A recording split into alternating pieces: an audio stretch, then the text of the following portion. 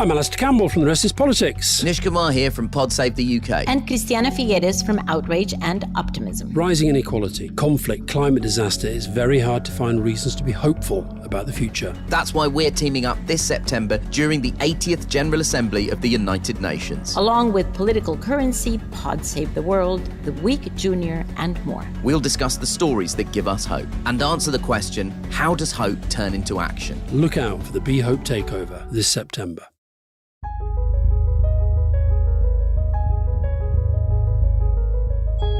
Some crimes are so heartbreaking or shocking, they change laws, change society, or even earn the label Crime of the Century. But the stories that made headlines in decades past aren't necessarily remembered today. I'm Amber Hunt, a journalist and author, and in each episode of this show, I'll examine a case that's maybe lesser known today, but was huge when it happened. This is Crimes of the Centuries.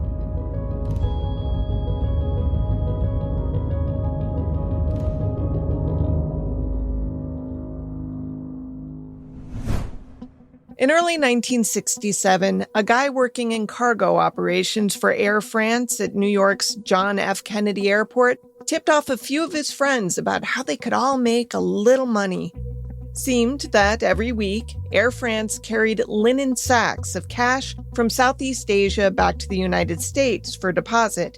Each sack usually contained $60,000, and if you did the math on how many linen bags and how much each contained, you knew that the airline was hauling something like $1 million a week through JFK, one way into Queens. The employee, Robert Frenchie McMahon, knew exactly where the money went. It was stashed inside the same large warehouse where travelers came to retrieve their lost luggage. The sacks of cash were not especially locked away. They were placed in a cement storage room and always guarded by a single guy. And that guy had the key to open the otherwise badly secured vault. It didn't take a genius to discover that one of the solo guards was easily distracted by a certain type of woman. A plan was drawn up to simply have McMahon, the insider, arrange a meet between the guard and a willing escort where they could, get acquainted. On April 7th, 1967, McMahon and 3 accomplices arranged for the woman to show up at the guard's meal break and offer him some together time at a nearby motel. This way, McMahon and co. could steal his pants, from which dangled the key to the vault. Timing was everything. They had to take the pants and have the key quickly duplicated by a nearby locksmith. It worked. They returned the pants, the guard none the wiser. Soon after, 2 of the men strolled into the Air France terminal posing as travelers looking for lost bags. They carried empty suitcases. With the freshly made key, they opened the storage room, grabbed 7 linen sacks, loaded up, and walked out unchallenged. The take was $420,000. The robbers included a small-time gangster wannabe named Henry Hill and a violent mob protege named Tommy DeSimone. The heist was not supposed to be a dress rehearsal for anything, just a good way to impress New York's wise guy bosses and pocket some considerable cash. But the Air France robbery was assigned to some that JFK Airport was a veritable Fort Knox, albeit one that was badly guarded. Money was there for the taking. Still, if you planned smart and executed well, nobody would get hurt. What could go wrong? Well, as it turned out, plenty. The Air France job proved that with the right mix of inside knowledge, distraction, and timing, the supposedly secure world of airport cargo could be cracked wide open. It wasn't just about the cash in those 7 linen bags. It was about what the score represented, a model for future heists that would grow larger, riskier, and deadlier, drawing in some of the most dangerous men in New York's underworld.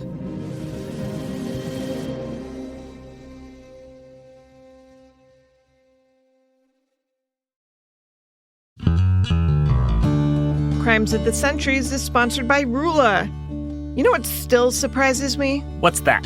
How hard it is to find a therapist who actually takes your insurance. A friend of mine has been looking 4 months, and the options are either out-of-pocket sticker shock or a months-long wait list. Which, when you're stressed, is the last thing you need. Right? That's why I told her to check out Rula. They make it easy to connect with a licensed therapist who actually works with your insurance.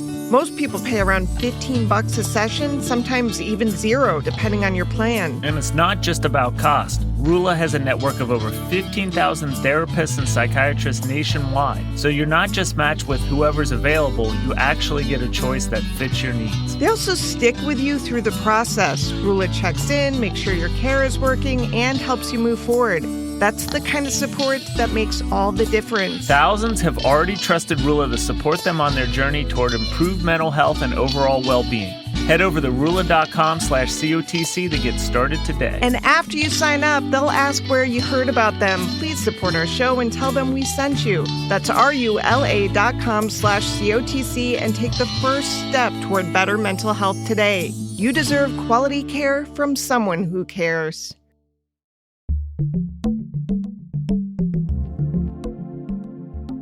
It's not like the crime families in New York didn't know that JFK was a cash cow.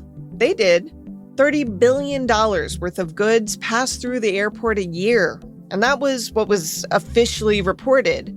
Since the day Idlewild Airport, as it was originally known, opened in 1948, area mobsters had regularly hijacked all kinds of cargo, offloading packed trucks into their own vehicles. Cigarettes, designer clothes, electronics, liquor. If it could be moved, it could be stolen. Truckers who got hijacked were usually well compensated for being absent when the unloading took place. Most of this was courtesy of the Lucchese family, which ruled Queens, where the airport was located. Crews from the Gambino family had also staked out a slice of the JFK pie, leading to occasional complications with the Lucchese crowd, but such was life. The Genoveses, Colombos, and Bonanos, New York's equally dangerous families, might infrequently partake, but usually only with prior permission from the Lucchese or Gambino capos.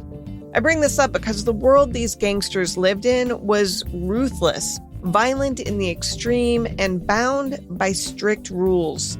The codes they lived by would be the making and unmaking of many people.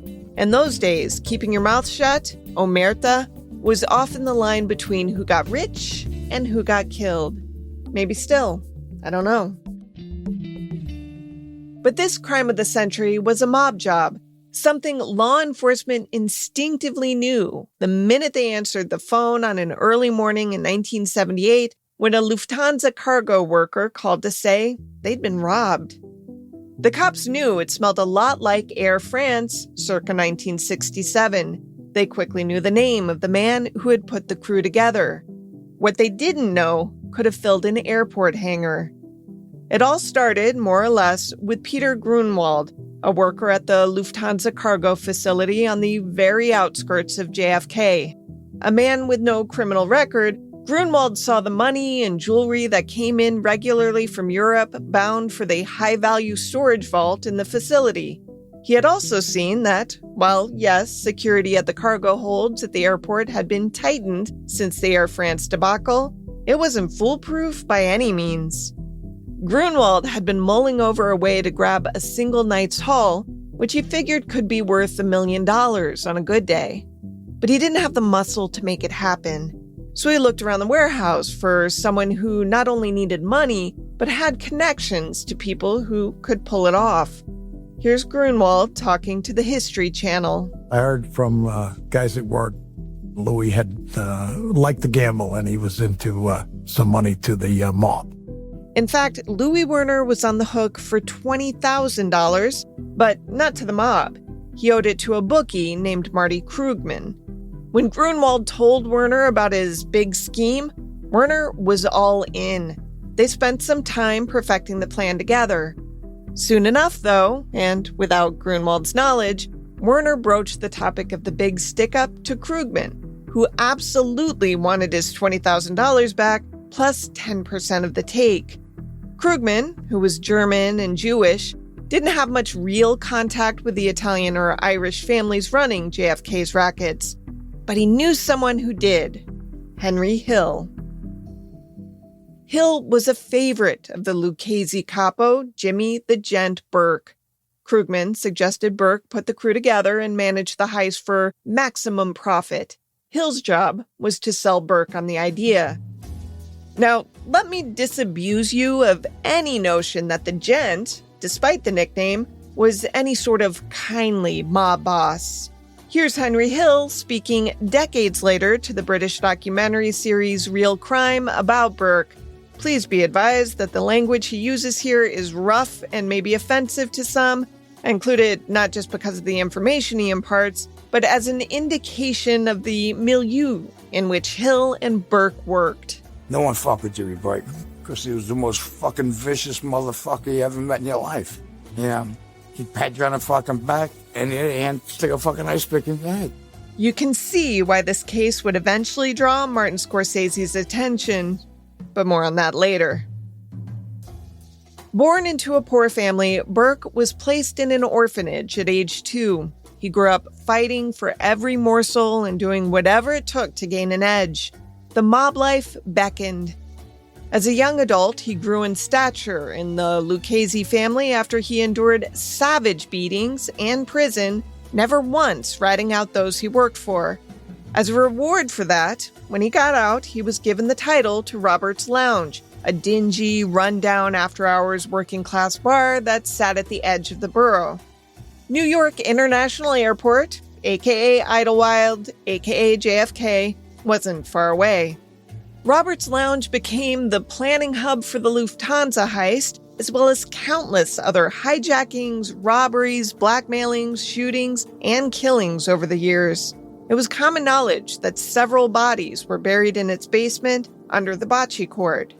And the swamp that lay just beyond JFK in those days was known as the funeral parlor, as it became a dumping ground for the dead that Jimmy couldn't fit in his underground hidey hole. So yeah, Burke was feared, but he could also be generous, smart, and loyal. The men above him in the family, and there were just a handful who were higher, respected him, his judgment, and his choices.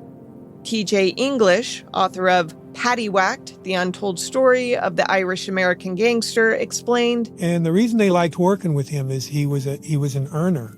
The thing that distinguished Jimmy Burke was his ability to generate income. He was always scheming and thinking about criminal scams that he could pull off, from the low level to the grandiose.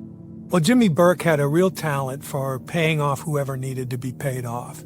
He knew how to grease the wheel so that it would make it easier for him to pull off whatever scam it was he had in mind.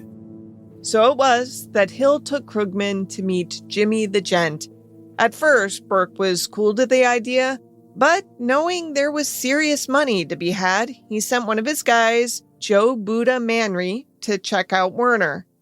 They met at the airport diner, where Werner filled in the blanks about the heist.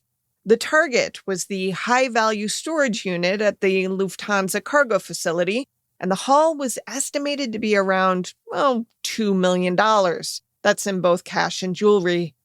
According to The Lufthansa Heist, written by Henry Hill and Daniel Simone, Werner withheld a lot of details from Manry, for fear the men he was talking to might cut him out.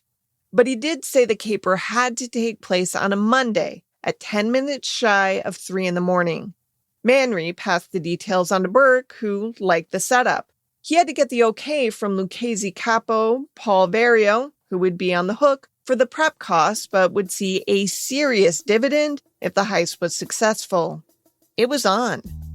Burke assembled his crew, which included Werner, Manry, dumb but dutiful Angelo Seppi, psychopathic Tommy DeSimone, mob soldiers Joseph Costa, Louis Cafora, and Paolo Licastri, and the tragically stupid Parnell Stax Edwards.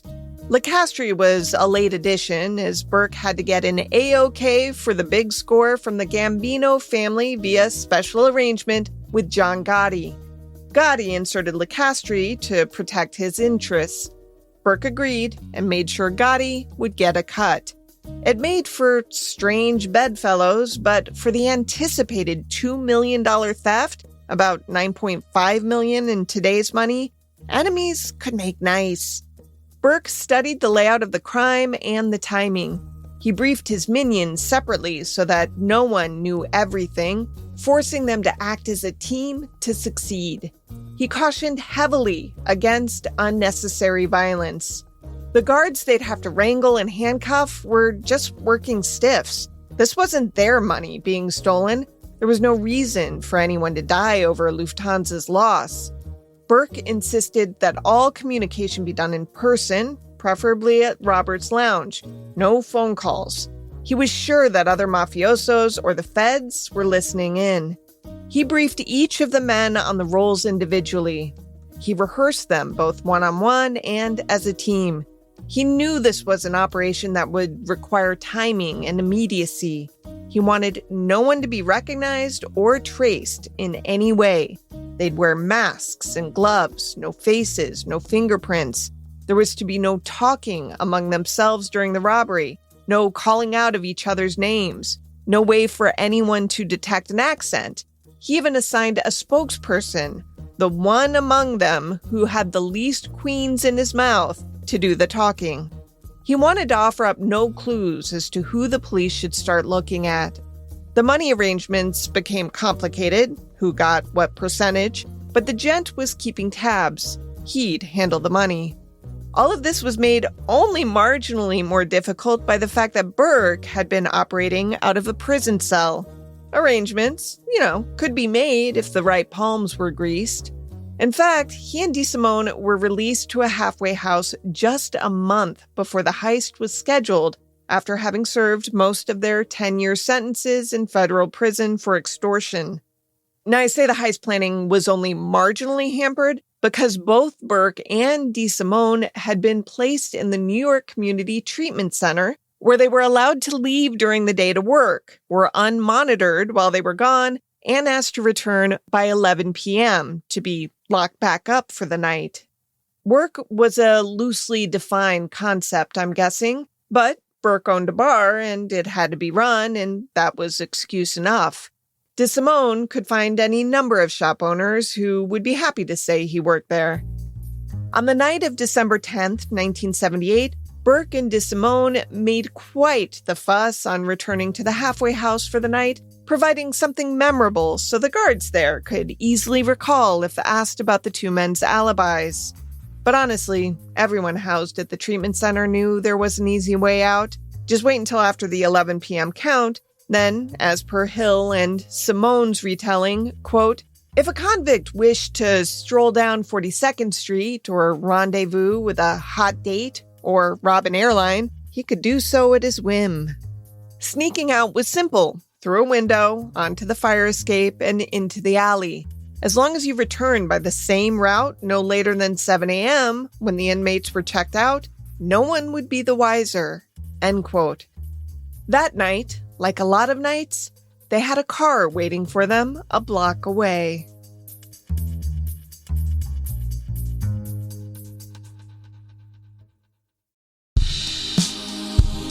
Crimes of the Centuries is sponsored by Cornbread Hemp.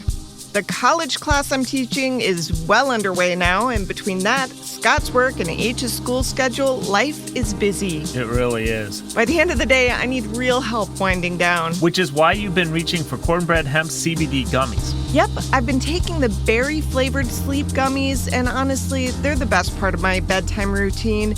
Forget counting sheep, these are way tastier and way more effective. Cornbread Hemp makes their CBD gummies from the flower only. No stems, no seeds, for the purest, most potent CBD. And they're third-party lab tested and USDA organic, so you know they're clean. Clean, and more importantly, they work. Otherwise, I'd still be lying awake at 2 a.m. debating if I should email my students another reminder about their deadlines. Which nobody wants. Exactly. Right now, Crimes of the Centuries listeners can save 30% on their first order. Just head to cornbreadhemp.com/COTC and use code COTC at checkout. That's cornbreadhemp.com/COTC. Use code COTC. I'm Alistair Campbell from The Rest is Politics. Nish Kumar here from Pod Save the UK. And Christiana Figueres from Outrage and Optimism. Rising inequality, conflict, climate disaster, it's very hard to find reasons to be hopeful about the future. That's why we're teaming up this September during the 80th General Assembly of the United Nations. Along with Political Currency, Pod Save the World, The Week Junior, and more. We'll discuss the stories that give us hope and answer the question, how does hope turn into action? Look out for the Be Hope takeover this September. The freshly stolen black Ford van arrived at JFK's Building 261, the Lufthansa cargo facility, loaded with a half-dozen men at about 2:45 on the morning of December 11th, 1978. They parked conveniently near a padlock gate. A few were already masked. Shipping clerk Carrie Whelan, who was right on time bringing back air bills from other airlines, was startled to see the van, telling the driver straight away he couldn't park there. That's when the gangster instincts of Angelo Seppi kicked in. Unmasked, he jumped out of the van and hit Whelan hard on the head with the butt of his semi-automatic weapon, then threw him into a headlock. Whelan's wound was deep, gushing blood down his face and onto Seppi. Joe Manry joined in, ramming his shotgun into Whelan's stomach when the clerk tried to scream for help. Whelan would not forget the face of the man who hammered steel into his head and who restrained him while the other guy pounded him in the stomach, even as yet another guy asked him for the 3-sided key that would let them through the gates to the terminal. Even dazed, Whelan still had the wherewithal to realize that was some mighty specific information they had. In quick practice sequence, the crew used bolt cutters, then the key to successfully bypass any initial alarms. Once in, the thieves subdued another clerk and headed for the lone watchman in front of the high-value vault. They knew he'd be elderly and not likely to give them any trouble. He tried to fight a little, at least verbally, but he quickly folded when told people would be hurt or killed if he didn't cooperate. Louis Werner had been as good as his word. Things were going like clockwork.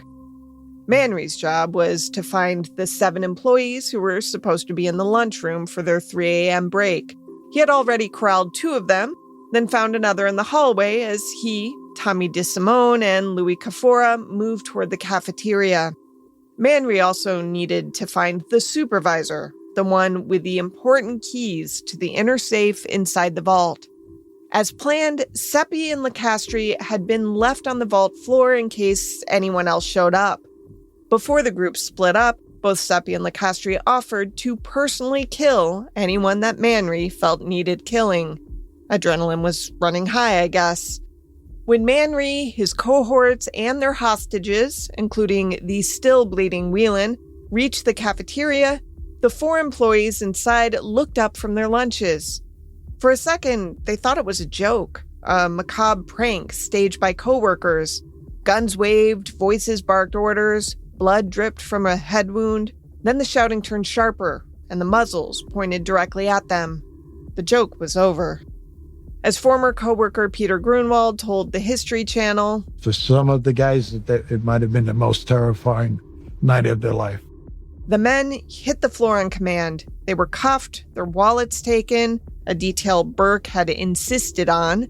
Now the robbers had each man's driver's license, his home address, his family's location. The implication was then verbalized. Talk and we'll kill your families. The only one missing now was Rudy Eyrich, the supervisor with the inner vault key. This was not unexpected. Grunwald again. Rudy didn't leave his office, no matter what. So they made the office senior agent call Rudy on the phone and told him he had to come up to the office and talk to them. And he called down to Rudy on the office phone that he had a call from Germany and they wanted to talk to the supervisor. And it worked. Soon, everyone was assembled in the cafeteria where Eyrich, rather bravely, told the armed intruders that they needed to call an ambulance for Whelan. Manry said maybe after he had helped them get the big money and the nice jewelry out of the high-value vault. With that, Manry, Frenchie McMahon, and Eyrich went downstairs to disable the alarms, something that required the right sequence and timing. You had to fully close the first door before attempting to unlock the second, or the Port Authority cops would know there was trouble. Manry assured Eyrich that if he did what he was told to do and he didn't try to be a hero, they'd all live to see another day. Eyrich complied. He pointed out every safeguard, every alarm, all of which he was surprised to realize the robbers already seemed to know about. It struck him that these guys probably had help from inside the building. It had to be Louis Werner.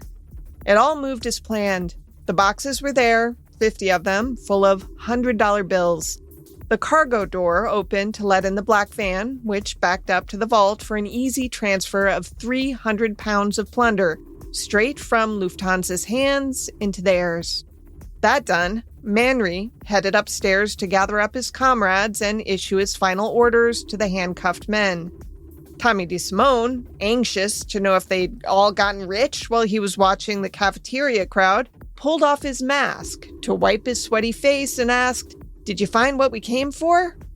Manry angrily told him to lower his mask, but it was too late.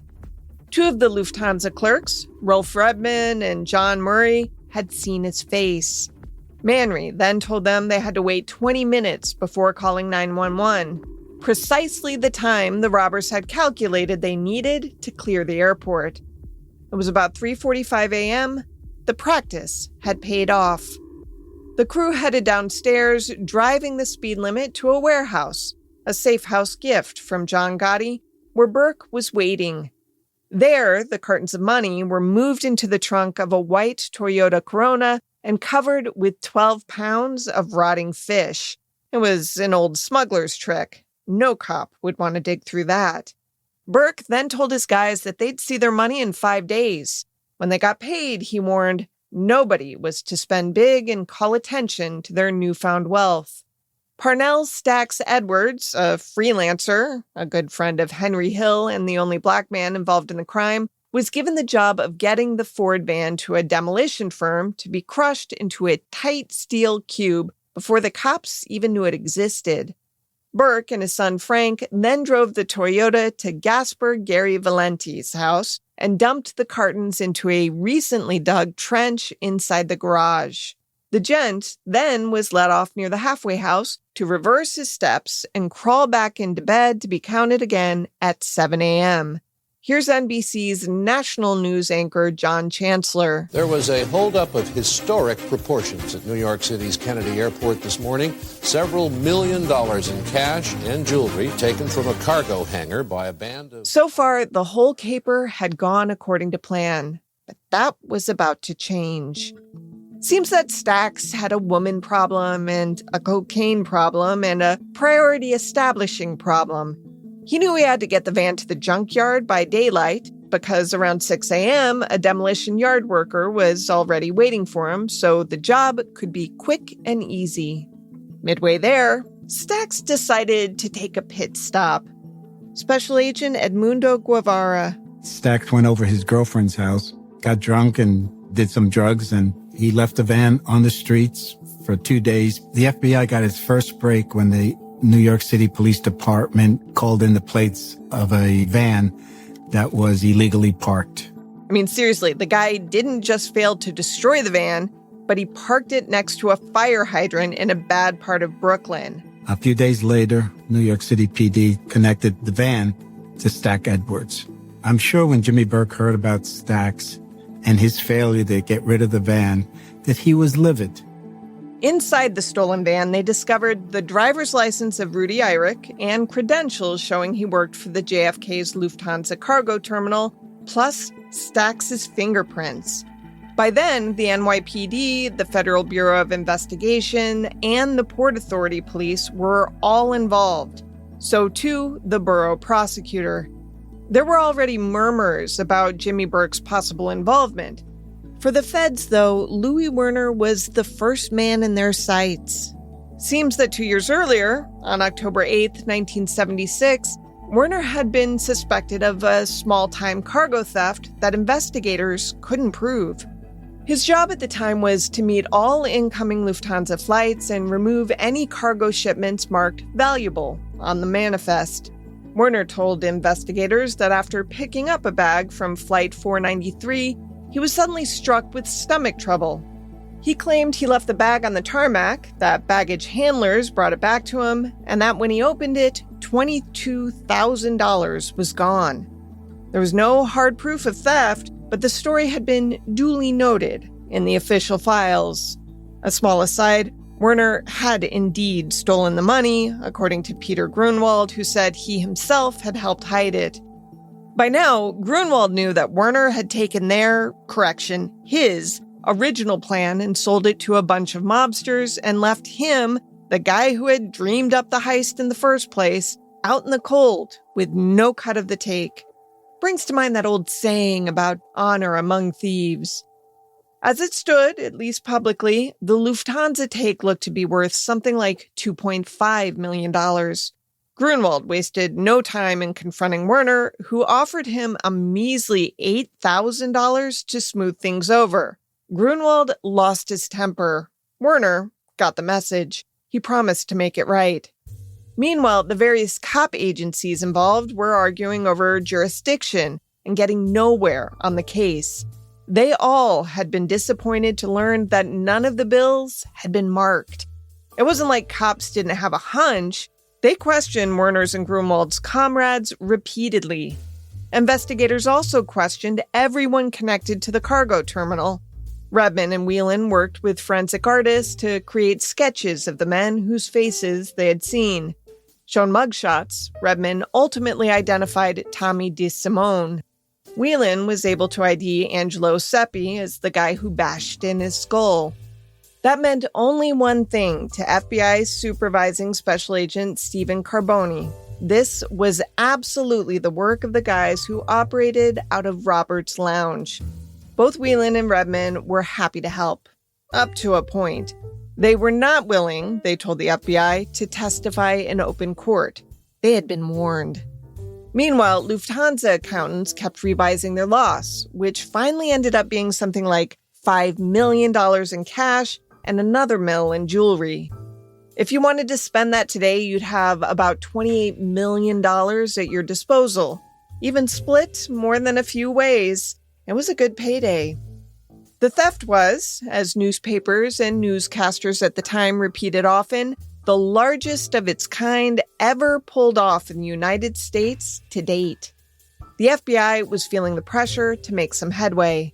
Then, Parnell Stacks Edwards, whose fingerprints were all over the black Ford van, was found dead with 5 .25 caliber bullets to the back of his head. Tommy DeSimone, Stack's best friend, had done the job at the request of Jimmy the Gent.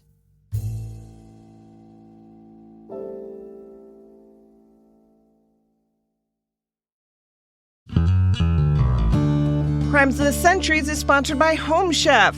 You know what, Scott? What's that? Summer's over. I know. It flew by way too fast. And now that it's over, we're back to the nightly what's for dinner grind, and I miss those carefree summer nights already. Same here. That's why we're leaning on Home Chef. They deliver fresh ingredients and chef-designed recipes right to our door, so dinner actually feels easy. And it's not just easy, it's good. Home Chef has over 30 options every week, from classic meal kits to 30-minute recipes, oven-ready options, microwave meals, even a family menu. I'm a fan of the new 5-ingredient meals. Just 5 fresh, pre-portioned ingredients and dinner's done. It's my kind of math. Plus, it's economical. Home Chef customers save an average of $86 a month on groceries, which is way better than blowing the budget on takeout every night. And users of leading meal kits have rated Home Chef #1 in quality, convenience, value, taste, and recipe ease. For a limited time, Home Chef is offering my listeners 50% off and free shipping on your first box, plus free dessert for life. Go to homechef.com/COTC. That's homechef.com/COTC for 50% off your first box and free dessert for life.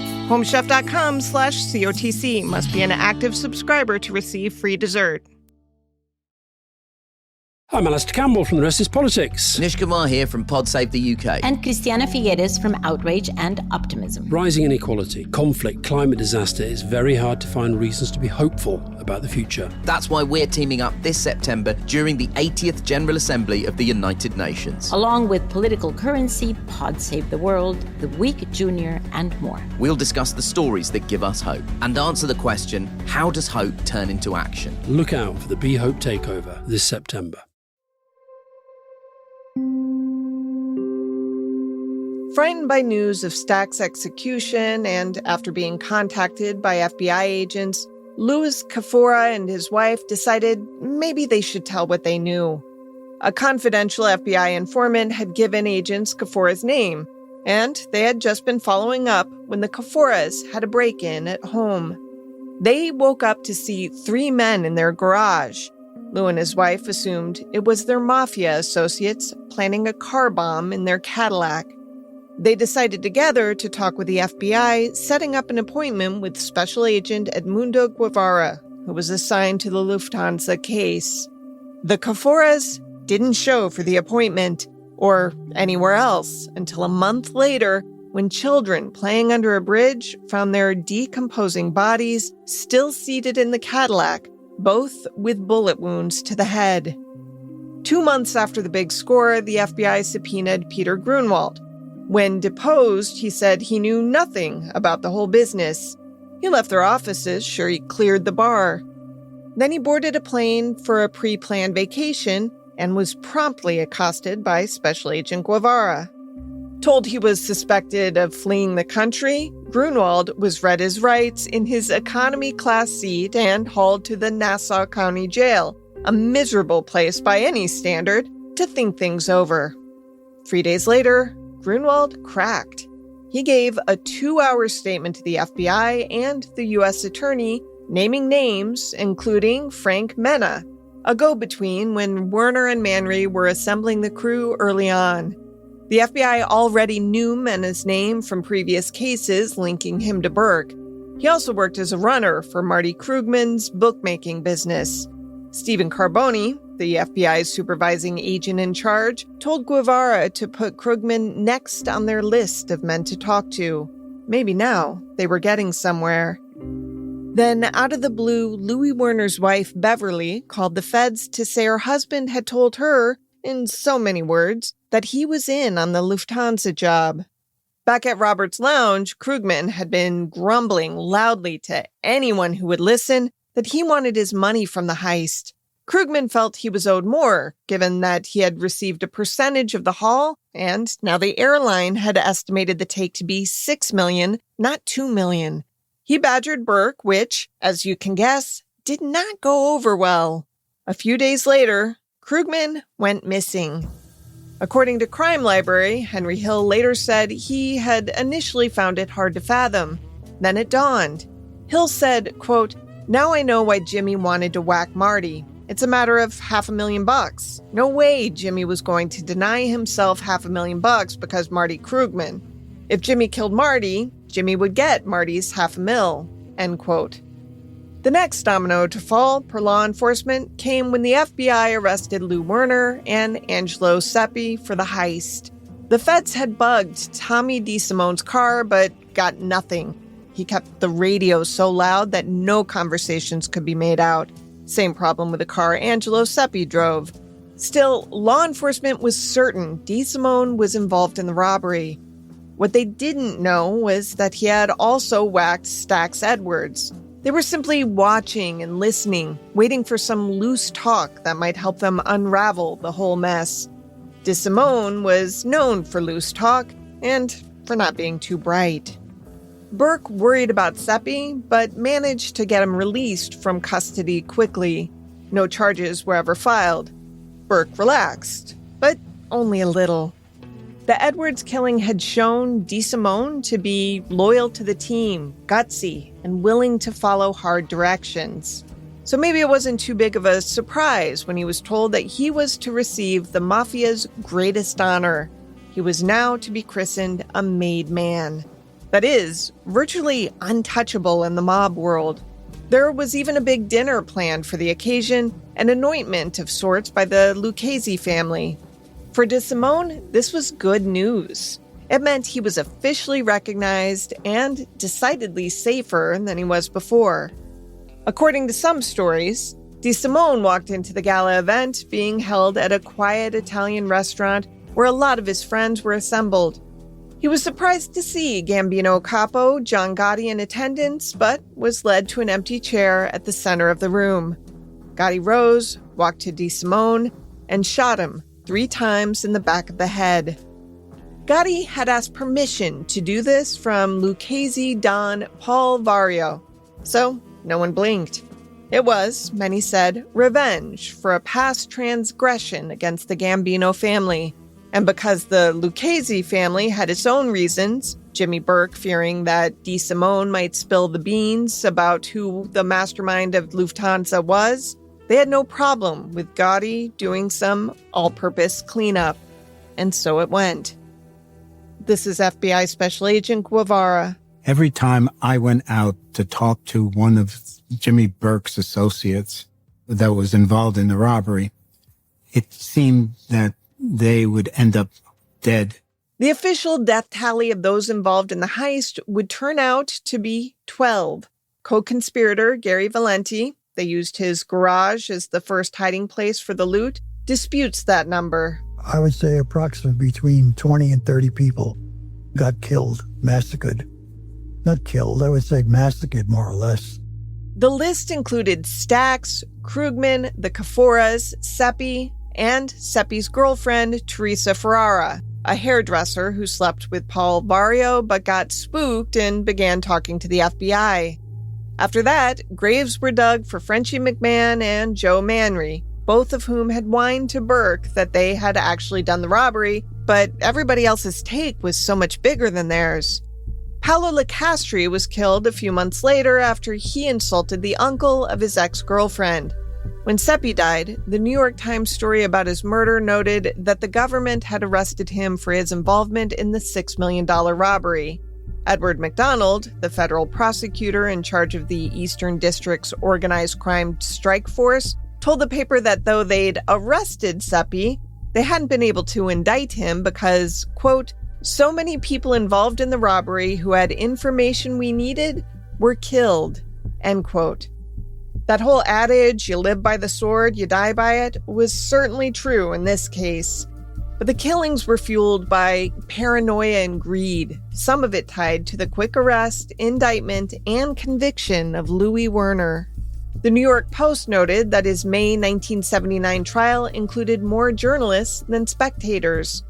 In a nutshell, Werner had told his mistress and his wife that he'd robbed his employer of a great deal of money. He was protected against his wife testifying, but his mistress was another matter. She spoke up and the feds charged Werner under the Hobbs Act, which makes it a federal crime to steal from interstate or international commerce. Under the law, it didn't matter if you were present during the theft, planning it was enough. Werner could have talked and made a deal, but he didn't, something that surprised prosecutors. Instead, he was convicted on 6 charges.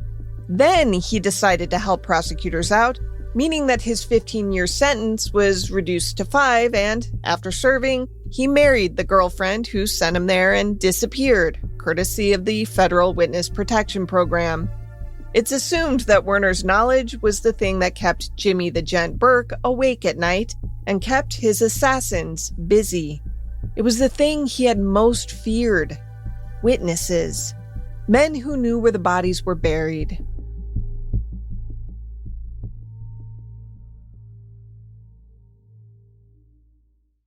I'm Alistair Campbell from The Rest is Politics. Nish Kumar here from Pod Save the UK. And Christiana Figueres from Outrage and Optimism. Rising inequality, conflict, climate disaster, it's very hard to find reasons to be hopeful about the future. That's why we're teaming up this September during the 80th General Assembly of the United Nations. Along with Political Currency, Pod Save the World, The Week Junior, and more. We'll discuss the stories that give us hope and answer the question, how does hope turn into action? Look out for the Be Hope Takeover this September. You won't see the engineer that slams the Nissan Rogue's door 13,920 times.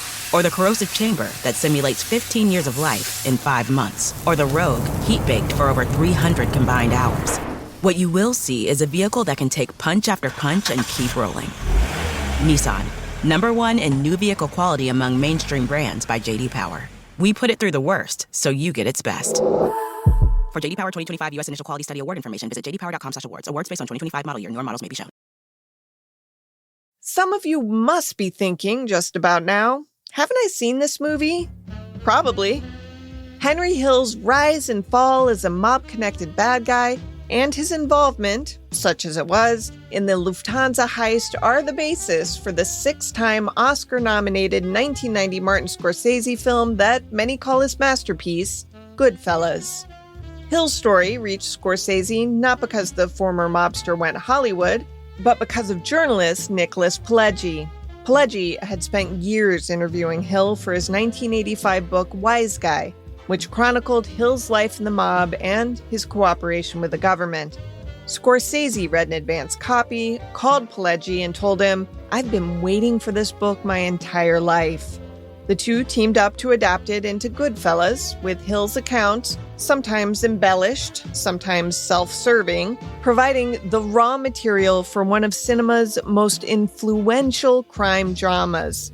What's funny, maybe, is that while Hill was instrumental in the Air France heist a few years before the Lufthansa hit, he had almost zero involvement in the latter. He was at best a middleman broker, a guy who introduced people to one another and then got out of the way. It wasn't until 1980, when he was facing substantial prison time for narcotics trafficking, that he made a deal based on all his knowledge of the cargo terminal holdup. Today, experts point to Hill's testimony as the beginning of the end for the mobster era, where families of criminals controlled big cities like New York, Chicago, Detroit, Cleveland, and Vegas. And not to put too fine a point on it, but Henry Hill proved that you could rat them out and live.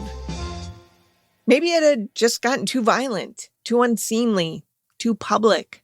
Truth was, Henry Hill was no hero. He was a cocaine and heroin addict, a serial philanderer, and a major drug trafficker. And from his interviews, he seemed proud of all of it. He swore until his dying day that he never killed anyone. But as Simon Whistler of the YouTube channel Biographics said, quote, "He surely got some killed," end quote. That doesn't speak well of Hill, but it doesn't mean he was a stupid man. Whistler. Hill couldn't help but notice that all the people around him were dropping like flies. He was realistic. He understood that under the right circumstances, all of his past history with guys like Burke or Paul Vario would mean little. They would bump him off in a heartbeat in order to protect themselves. Which is why he turned state's evidence and testified about the Lufthansa robbery and the trail of murders that followed. His testimony helped secure about 50 convictions of top-level mob figures. It also, in a separate matter, helped to convict Jimmy Burke of murdering Richard Eaton, ostensibly his partner in Robert's Lounge. Eaton held the liquor license, for misusing money that Burke had given him to invest. For his cooperation, Hill was placed in the Federal Witness Protection Program, where he lived for more than a decade. At one point, by the way, he lived in northern Kentucky and worked giving tours of Cincinnati's Union Terminal. Once he was even quoted and pictured as his alias in the Cincinnati Enquirer. FBI didn't like that. Hill and his family were safe, but they had to move frequently and always look over their shoulders. But Hill was not a man fit for going straight. He was ousted from witness protection in the early 1990s, not for cooperating with a journalist on a book that used his real name, but because he had been arrested on drug charges. He got divorced from his long-suffering wife, Karen, and decided most of the people who might want him dead were either in prison or in the ground. Hill then went back to using his real name full-time. By then, Goodfellas had been a cultural phenomenon. When it hit theaters in 1990, it wasn't just another mob movie. It redefined the genre. Martin Scorsese's frenetic pacing, freeze-frame narration, and meticulous eye for the mob's everyday rituals pulled audiences into a world that felt both glamorous and suffocating. The Lufthansa heist sequence, with its swaggering Ray Liotta voiceover and score of all scores bravado, cemented the robbery in pop culture far more than news coverage ever had. For a generation that hadn't followed the headlines in 1978, Goodfellas became the story of Lufthansa. Henry Hill, its unreliable narrator. The film was successful, earning 6 Oscar nominations, including Best Picture, and 1 win for Joe Pesci, who played Tommy DeVito, a fictionalized version of Tommy DeSimone. What's really funny is the fucking bank job away in Sea Caucus. I'm in the middle of the fucking weeds, laying down. He comes over, he says, "What are you doing?" I said, "I'm resting." "Here, you're resting?" "Got a fucking beach in a park." I said, "I'm resting." For what it's worth, associates of the real Tommy say he was far scarier than Pesci made him seem. And a lot bigger, too. He was about 6'3" and was nicknamed Tommy Two Guns because he always had 2 pistols on him. I said, "All right, I'll tell you something. Go fuck your mother." Anyway, the movie turned Hill into a minor celebrity and helped keep the heist alive in the public imagination. Today, the movie is still cited on greatest films lists, its dialogue quoted, its scenes dissected, and its version of events often accepted as fact, even when the truth was murkier. After Goodfellas, Hill was apparently quite pleased with himself and his life. He wrote several books. He died a surprisingly natural death for someone with his background, succumbing in 2012 to heart disease. The money and valuables from the Lufthansa heist were never recovered. But the story doesn't end there.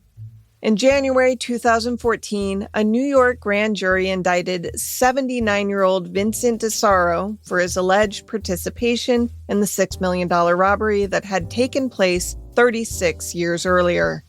He was, rather astonishingly, only the second person ever charged for the crime. Specifically, the charges were 1 count of racketeering and 2 counts of extortion. Probably more a sign of the frustration of the FBI and New York prosecutors in their inability to pin the rap on anyone who was still breathing, the indictment served as a fresh reminder of the audacity and the scale of the 1978 robbery. DeSaro, who had grown from a small-time operative in 78 to a Bonanno family capo, had apparently told his cousin, Gaspar Valenti, that he was still bitter over not getting the right money, what we were supposed to get.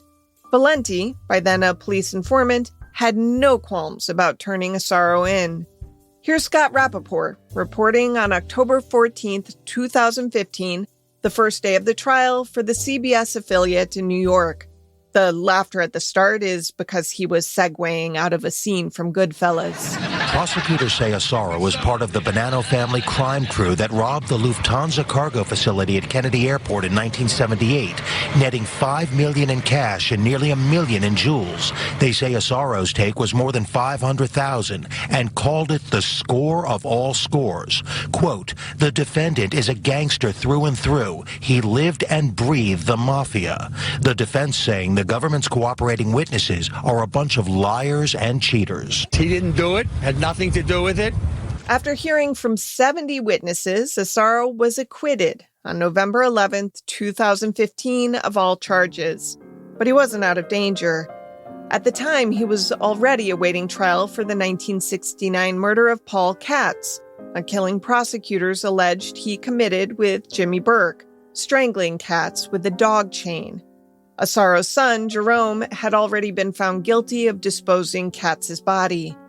According to the New York Daily News, Katz's daughter, Isla, brought her father's ashes to Jerome DeSaro's sentencing, hoping the jury would understand her grief. Katz had been found buried under the bocce court.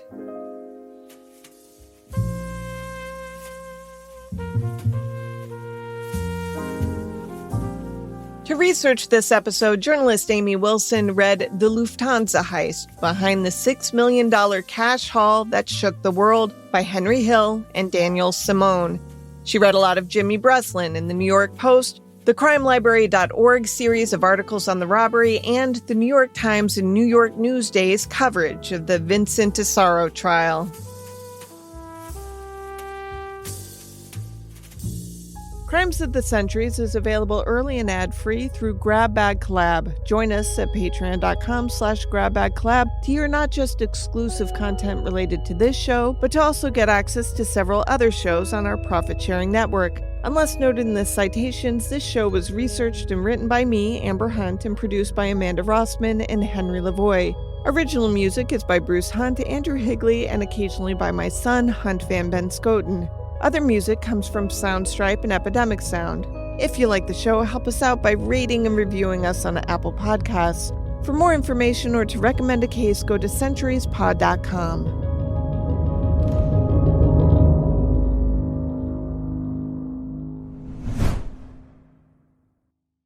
I'm Alistair Campbell from The Rest is Politics. Nish Kumar here from Pod Save the UK. And Christiana Figueres from Outrage and Optimism. Rising inequality, conflict, climate disaster, it's very hard to find reasons to be hopeful about the future. That's why we're teaming up this September during the 80th General Assembly of the United Nations. Along with Political Currency, Pod Save the World, The Week Junior, and more. We'll discuss the stories that give us hope and answer the question, how does hope turn into action? Look out for the Be Hope Takeover this September.